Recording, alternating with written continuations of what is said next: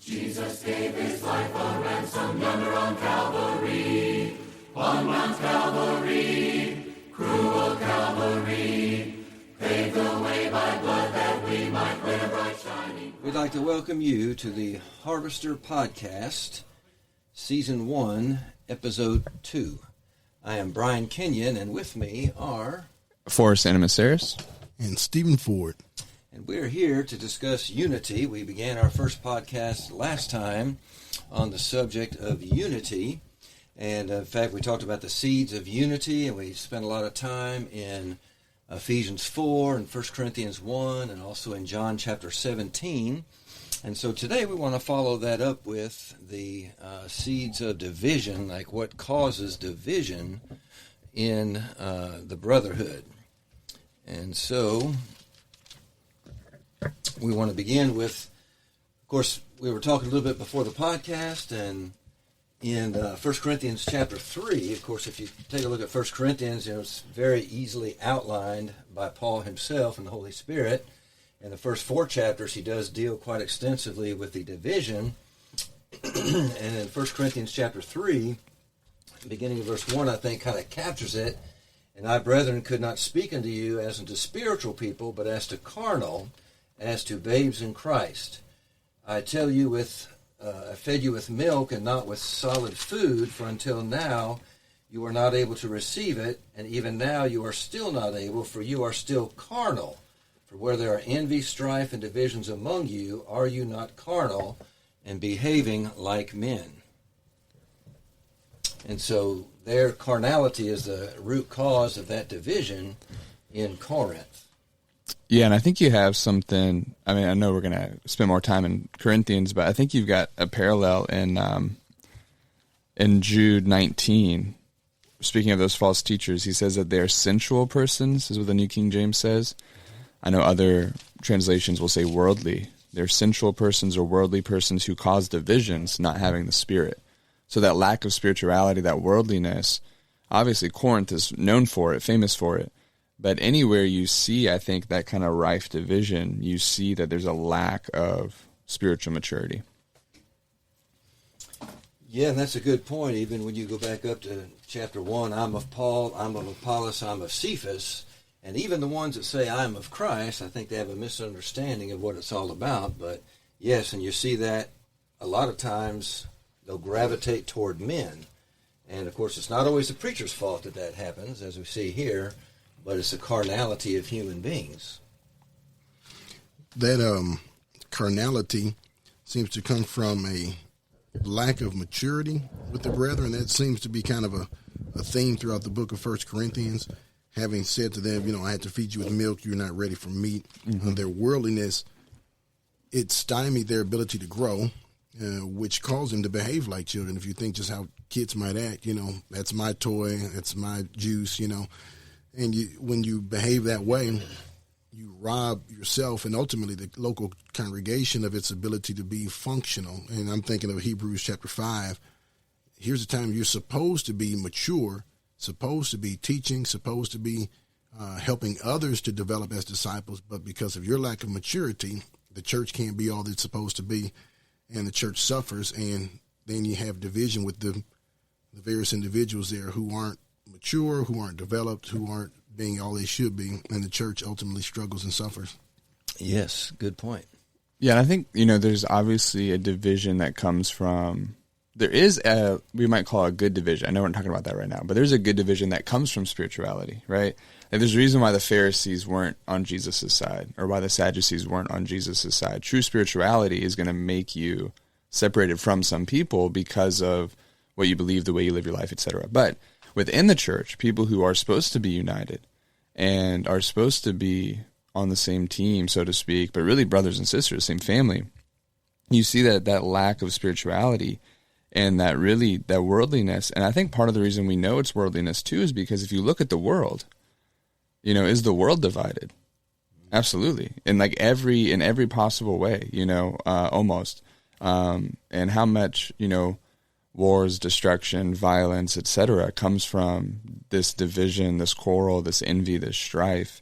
And then if you look in the church and you see the same thing, that tells you got a problem. Like, that's a very clear indicator. If you see the world and the church running parallel on something like division, it's like, okay, we've got to do something here. The other part about it, the carnality says me. I'm thinking about what I want, my belly, what makes me happy, versus the developed believer should be thinking mission first. It's about Christ, bringing him glory. And so if each of us in this room today are thinking about me, of course we're going to be divided. But if the focus is the mission, the Messiah, then of course we can have unity, because I'm not thinking about me, we're thinking about Christ. And if the focus is right, it creates unity, which is one of the beautiful things about being the Christian. If you have the right mind, then you will have unity. Yes, absolutely. And I think that plays into the latter parts of 1 Corinthians about the misuse of the miraculous gifts, the abuse of the Lord's Supper and all that, because of the me focus. And then the me focus seemed to have been kind of coalesced into these different groups. I'm of Paul, I'm of Apollos, etc. But it all goes back to worldliness, which is a crucial point of division. And to speak to Forrest's point about the world, it's terrible when the church seems to be as divisive as the world. Yeah. Now, it might be different subjects like Trump versus Biden or, whatever it might be, but it's still that same division, that same carnality as the root cause of it. So that's there before us. But what would be some other root causes of division?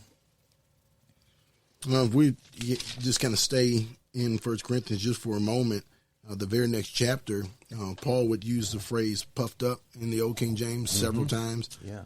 And when the idea is I see myself as a big I and a little you, then that will cause some division also. Is I'm creating it with the way that I'm viewing my brothers or my sisters for that matter. So arrogance, pride can be a root cause of division, and is in many, many cases today. Yeah, and I think you see that too in Ephesians 4, where we were last episode, where, we talked about the preface of unity is that lowliness of mind and that, that kindness and all that. So if you take that lowliness of mind out, the result is going to be division. And you've got, brethren, unfortunately, who, for whatever reason, kind of see themselves almost as like a pope or something, right? And they get to set the doctrine for everybody else. And if you go against it, we're going to hunt you down and we're going to whatever, right? So that idea of, now I'm not trying to impugn that that's necessarily a lack of humility, but if I set myself up as the arbiter of soundness, I think we got to take a step back and say, okay, can I personally, individually as one person, be the person that draws that line, right? And we've seen brethren, again, groups, etc., that kind of just, that circle of fellowship gets smaller. There's one guy, Bob Bauer always says this, where you get to a point where the only people who are sound are you and your wife, and you're not so sure about her. You know what I mean? So just that idea of I get to set the standard and I get to set what's right and what's wrong. In my view, I think a lot of that comes from, as soon as we get away from Jesus being the one that sets right and wrong, and the Bible being the one that sets right and wrong, and recognizing there was room for opinions, a lot of times we're wavering into a lack of humility, I think. Yeah, and that's a good point. And the other side of that coin is just as true. I was thinking in 1 Corinthians 5, the passage that Stephen alluded to just a moment ago, and this is where the man is caught, he has his father's wife, but verse 1, it is actually reported that there is sexual immorality or fornication among you, and such as not even named among the Gentiles, that a man would have his father's wife.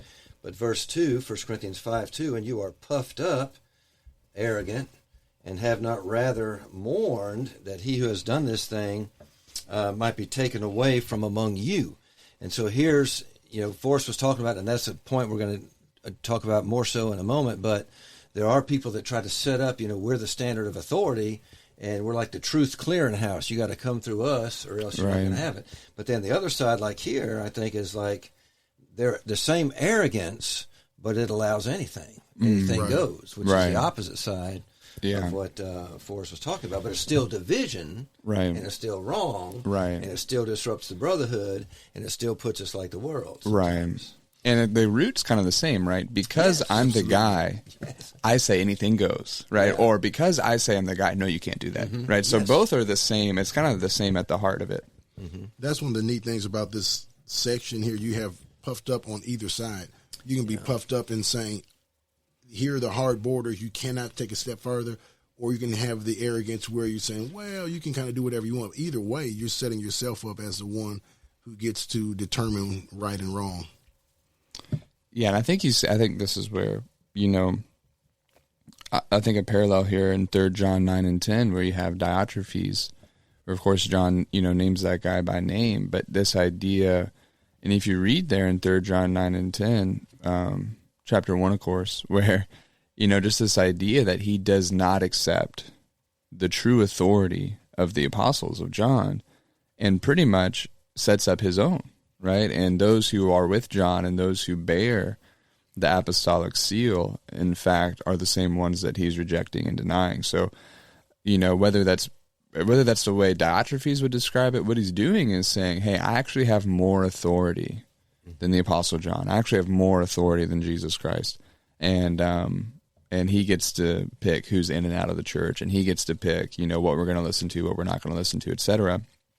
And, but really at the result of that, and we could do a whole series on Diotrephes, but the whole root of that is, again, that ego, that pride, being puffed up and saying, hey, I'm not going to submit to so and so, and I want to be the person who is the arbiter of right or wrong. Very good. So we have worldliness as a root cause of division. We have pride and arrogance. What's a third root cause of division? And these are in no particular order, by the way. But we'll let Steve keep going with his expository sermon here of the book of 1 Corinthians. It's kind of neat because we're studying through 1 Corinthians in our Sunday morning class, so it's kind of just fresh front of mind for me. But another root cause, in my opinion, is the lack of love for our brethren, lack of love for the Lord, and that's pointed out in 1 Corinthians chapters 12 and 13, which you kind of hinted at earlier, Brother Brian, I believe, when we kind of start to see our role more prominently than our brothers for whatever reason. Maybe ours is more visible. Maybe ours may seem more important for time's sake. For example, it can be a big deal with preachers because we're the ones who get to stand in the pulpit. We get the microphone for the most amount of time, so it can seem as though we are in charge. And that is even a worldly concept. The pastor runs the show, right? And so for many cases, it can be just like in chapter 12, where we see our part of the body as more essential than the person who sweeps up after worship, or the one who turns off the lights after worship, and those sorts of things. So instead of loving our brothers, we look down on them. So I think that's a big issue within congregations and the world anyway. Yeah.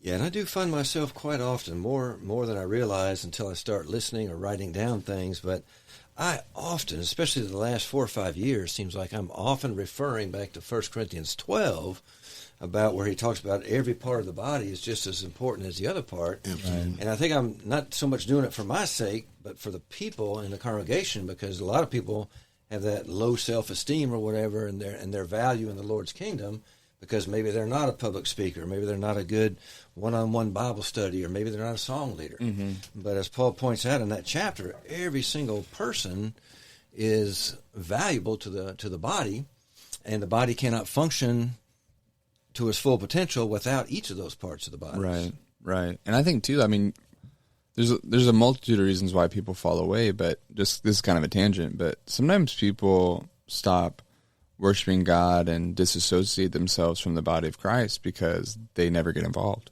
right? Right. And part of the reason they never get involved is because they feel like there's nothing for them to do because they don't, they're not a preacher or they're not a teacher or they can't watch the kids or whatever, whatever. And each congregation is different, but people, I think, eventually, especially immature Christians, if you give them a job and you give them a reason to show up other than what should, just worship God, serve Jesus, etc., and we've got no data on this, but I have to imagine the rate of those people staying faithful is a lot higher, right? Because they've got buy-in. They're like, okay, I am valued. I do have a job to do, et cetera, et cetera. But the love with the division, I think love, really starts in 1 Corinthians 8, where he talks about knowledge puffs up, love builds up. And that idea of a lot of the Corinthians' problems, both with, the war over the spiritual gifts and eating meat sacrificed to idol, all that stuff. He kind of sees that as a solution to a lot of their problems, is that love for one another. And of course, 1 Corinthians 13 extrapolates what that love looks like and what that love is. But how many of our problems, us, the church in America in 2024, would be solved if we had that Christ-like love for each other? Seems like it's in the book somewhere that's one of the greatest things we could do, Right. love the Lord and then love right. each other. But just to add some real-world data to what you just said, a few months ago, we wrote some letters to members who were not assembling anymore. Right. And in the letter, it referenced, the body is not complete when you're not here, in essence. And we looked at Ephesians 4, cited some passages in there, and informed the member that though they may not have been, doing whatever job, that the local body was lacking because they weren't there. Well, there was a couple received that letter, understood their true value, and every single time the doors are open, they are here now. Wow, that's because awesome. they were just informed that you matter, Right. and they don't have any kind of prominent role at all. You don't see them necessarily up front doing anything at all, Right. other than being a part of the body. And when they're here, you can feel the encouragement that they bring to the other members, because they were gone for a long time. They had an ebb and flow sort of relationship over the years, but now they're back, and every time it's just a breath of fresh air to see that they understand that they are important. Right. The other members understand that they're important, and so we kind of see each other and know, hey, your being here means that you overcame a hurdle and that you still got here. So now that the body can be complete, whether we're taking the Lord's Supper together, whether we're singing Right. together, praying together, whatever, now the body is more complete, because the local body anyway, because you're present and you're here. For sure. Yeah, that's a great point. And, I think love's obviously the glue, I think, of the body of Christ, but also like of a lot of things. Like, imagine if, you got married and you're like, okay, our first disagreement, we have to get a divorce. How long would that marriage last, right? Not Maybe long like at all. 2 days, so, but people do that in the body of Christ, where it's like, yeah, we're brothers and sisters. Yeah, we're supposed to love each other. But the first time we've got a big disagreement, you go start your congregation over there and we'll stay over, or whatever it is, and we get a divorce. And it's like, wait a second, that's not how a body works, right? If my arm and my leg have a disagreement, they don't get torn off and thrown onto other bodies. That's not the way it's supposed to be. In fact, it's just the opposite. Your other parts of the body will help that part that's sore and Right. that's damaged, and Make help up it for to heal, whatever's make up lacking. for it, whatever it takes to get Yeah. the job done, and then go from there. And it's like, just like a regular human body, it can function without an arm, without a leg, but not to its full potential. And so Right. the spiritual body, I mean, there's plenty of local churches that are doing decent without an arm, without a leg, but it's the whole body is needed, and the more we have the body functioning together, the more influence, the more impact we can have on the community and upon the world. Yeah, absolutely. I just want to add that division can also take place even if we don't separate physically. So if we don't go start another congregation, there can be division where we cold shoulder each other. That's a good and point. we don't share. When you mentioned a marriage, it made me think about how many couples still exist in the same house, but they are very much divorced Right. in practice. Yeah. And so even within churches, there may be a person who, if you do something to me, instead of me coming to you say, hey, Forrest, let's talk Right. this out, I don't say anything. I'm just going to cold shoulder you. Yeah. And I'm not going to include you, or I'm going to go and tell Brian about you. And we're going to talk. And I'm thinking of Galatians chapter 2 in particular now,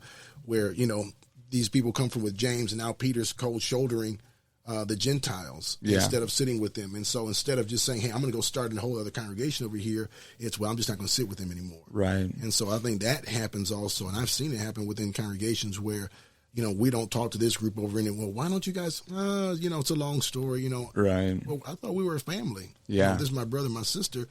Why do I not go across the aisle to say hello? Or why don't I talk to your kids anymore? Or you to mine? And that sort of thing. So that cold Right. shoulder is another aspect of division, even though we don't necessarily leave the building, but we still are very much, divided from each other in fellowship. That's a great point. And Yeah. I think you can see that in the world too, whether it's over politics or anything like that, that people will be work in the same office, maybe, or whatever, but just not have anything to do with each other. Yeah. Maybe a hi in the break room or goodbye at the time clock or whatever.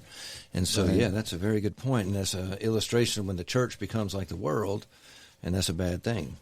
Yeah, that cold shoulder, or even I think you really hit onto something, and I don't know if this would be one of our points or not, but I think a fear of awkward conversations leads to division too, because rather than kind of following Jesus's protocol for conflict resolution, if you want to call it that, in Matthew 18 or some of those passages, like you said, instead of just approaching that and broaching that topic with that person and letting them know, hey, you sinned against me or whatever it is, we just ignore them or we gossip about them behind their back or whatever. Mm-hmm. And then also too, in these movements that have started within our brotherhood where you kind of have this ever shrinking circle of soundness, and we see people be bullies and nobody says anything. I think that's the same thing because, I'm not even talking about, there's a brother in New Hampshire and I see him on social media and I'm in Florida and I send him a message. Maybe that could be it. But I mean, even in those congregations, right, where you've got one elder maybe who's taken over the whole thing and the other 4 elders never say anything. And it's like, well, why not? Why, we are, by doing nothing sometimes, we are an impediment to unity because we're afraid to have those awkward conversations or afraid to kind of really just face those things head on.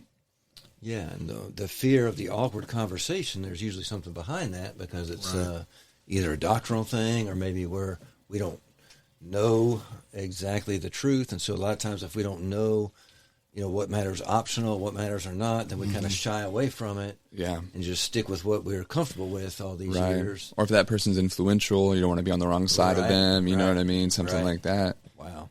Yeah. I would love to parse that topic out of the whole podcast because there's both sides of it. So it could be me not wanting to approach because I'm maybe ill-informed on the topic. Maybe I feel shy. Maybe I don't have the courage or whatever reason. But then there'd be the other side of the coin where I don't want to approach you because you have a bad attitude. Right. You'll bite my head off or you'll, turn everyone against me. Yeah. And so there's, both sides, the one that needs to do the talking and the one that needs to receive, the correction, if that be the case. Right. But, both things could be a hindrance to kind of figuring out what the real issue is. Yeah, and I think too, I don't want to paint with too broad of a brush, but a lot of congregations, a lot of Christians have stopped. I would say one, church discipline by and large, and also two, I mean, it's and I want to be charitable. Sometimes it's happening and we don't see it. I'm certainly willing to admit that, but I think many Christians don't follow kind of the Matthew 18 protocol when those things come up, Right. And I think you create a situation where if you don't do that in the little things, it becomes impossible to do it with the big things, right? It's like maybe disciplining a child where I say no and I let him do it anyway. Oh, but it's a small thing, right? Hey, don't pick that up. He does it. I don't do anything. Hey, don't pick that up. He does it. I don't do anything. And now when he's about to run in the street and I say no, he's like, your no means nothing, right? Because all these little things you let me do. And so I think part of that is just preventing that, working against that is we've got to be consistent with that kind of stuff where out of love, again, going back to the last, I think, major point we had, out of love, we are willing to broach those subjects. We are willing to have those conversations, not because we want to punish the other person, but because we want to be truly united and not the cold shoulder avoiding kind of stuff, Yeah, very good. Okay, so we have worldliness, pride, lack of love, and then fear of awkward conversations. We went ahead and made that a okay, good, cool. good point. Made that a major point. All right. All right, and so what about a fifth one? What's another reason? Common root of division. One I had, I don't know, somebody else could jump in too, but one I had was binding the traditions of men, and I think both in congregations and in our brotherhood, but also if you just look at, air quote, Christendom, why is there the division that is there?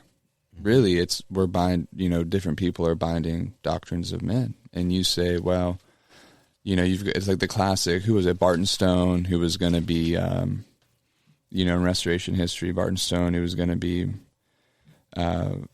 be put up for ministry. And he had to, affirm was it the Westminster Confession of Faith or something like that?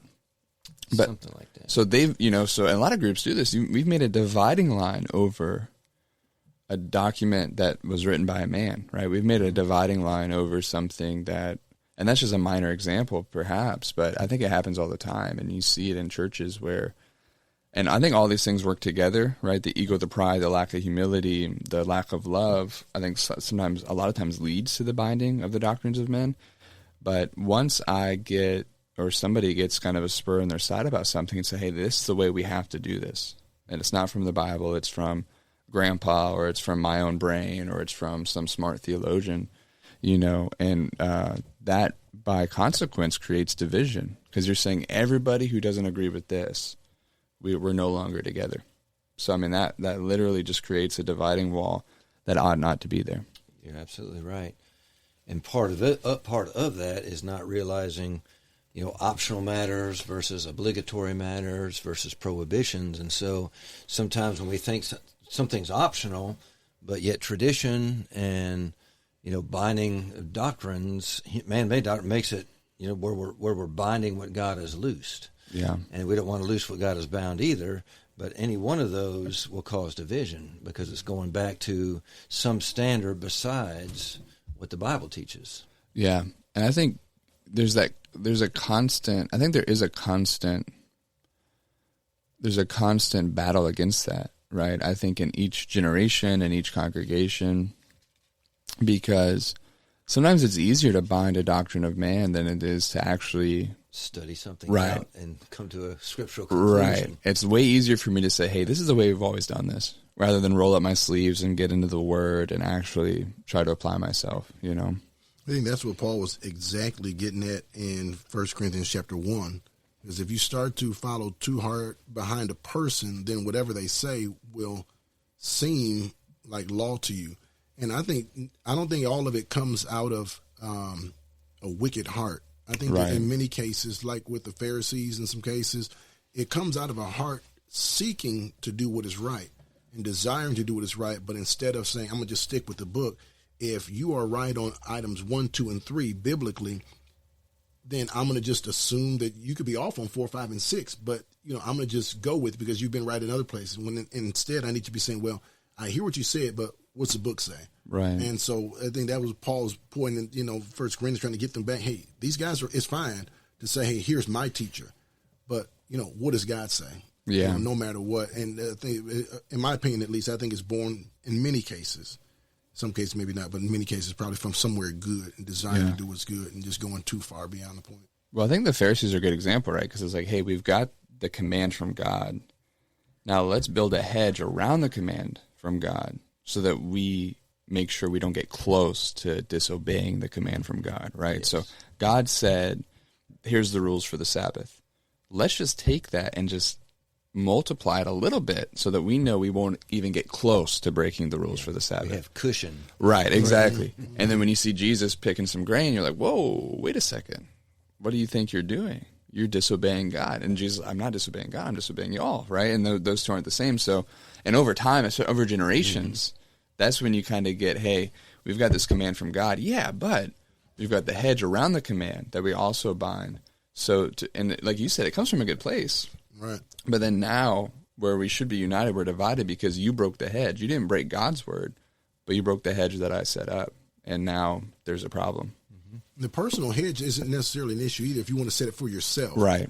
You don't say, hey, I want to honor God, so I don't want to do X. Right. But to say, well, now you can't do X either. And exactly. You can't do X or Y, then we start to have the problem. But to set it for yourself, to keep yourself under subjection to the Word of God isn't necessarily the issue more than the binding of it, I guess is what we're talking That's a great point. Yeah. And I think that, that's a Romans 14 thing there, which probably, right. I don't know if that's a major point or if that's its own episode, but how much of our division is a lack of understanding Romans 14? Yeah. And that word scruples, I did a study on that a while back on Romans 14, and I think some of the translations have scruples there in chapter Romans 14, 1 and 2. Doubtful disputations, I think the King James has, but scruples. And that's things that I personally don't like, or I personally... But again, what I personally prefer and don't prefer is like that hedge. That's Yeah. not really the commandment of God. And so we have to make sure we stick to the book. And when you bring the conscience in, you know, you have to realize there might be something that is a sin for you Yes. Right. that you can't say is a sin for me. Right. Exactly. And I think that is something that unfortunately makes some people uncomfortable, where, you know, if it's not something I would do, it has to be something you shouldn't do. Yes. And that's not necessarily the case. Right, trying to bind our conscience on somebody else. Right. And even along those same lines, we'll get into this the next episode when we talk about restoring unity. But because somebody's conscience is not like mine doesn't mean I have to shun them or I should, you know, move to the other side of the church building and not have anything to do with them. But Right. too many times we treat someone like that because their conscience won't allow or will allow them to do something Right. my conscience won't. Yeah. You must be wrong, and so I got to stay away from you lest you influence me or something. For sure. And it does go both ways, because I've seen it go the other way too, where, oh, that person's conscience won't allow them to do that thing. You know, let's mark the conservative and stay away from them, lest, you know, we offend his Puritan whatever, you know. Yes. And it's like, because that street flows both ways a lot of times. Right. So we have worldliness as a root cause of division, pride and arrogance as a root cause of division, lack of love, fear of the awkward conversations, and binding doctrines of men as if they were from God. And so that's about much time as we have. There are probably some more that we could think of, but we'll have to bring those up later. But we do appreciate your listening in to us, and we're going to close this session out and meet us again on the next episode where we will talk about the restoration of unity. We might win a bright shining crown. Praise His holy name.